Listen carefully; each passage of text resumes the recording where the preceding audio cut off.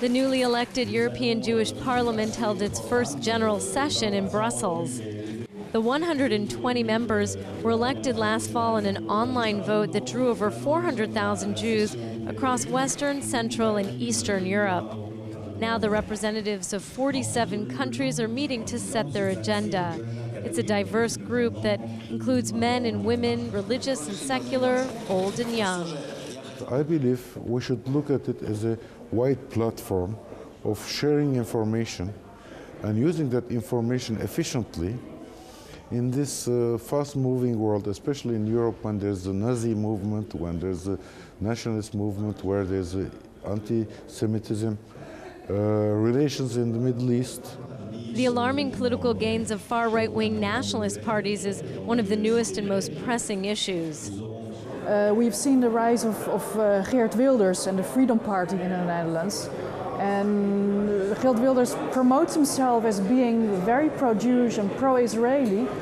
But when you look at his party, at the other members of his party, and particularly his electorate, what you see is that you have a lot of not just anti-Muslim people, but also anti-Semitic, an anti-Semitic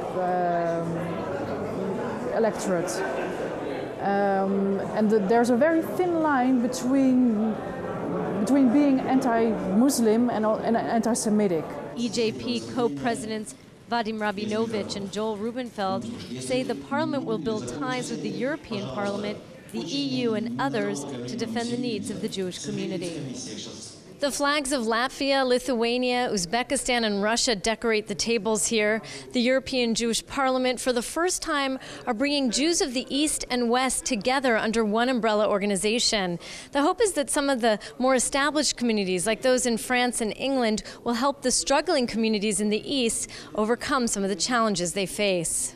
EJP member Benjamin Golgin from Lithuania is glad to be part of a larger Jewish forum. Our community is quite small and we don't have as much opportunities to meet together and to solve problems together. And that's why it's good to have experience from wider communities. After the opening remarks, the parliamentarians broke into committee groups to talk about topics ranging from foreign affairs to education and culture. Jordana Miller, JN1, Brussels.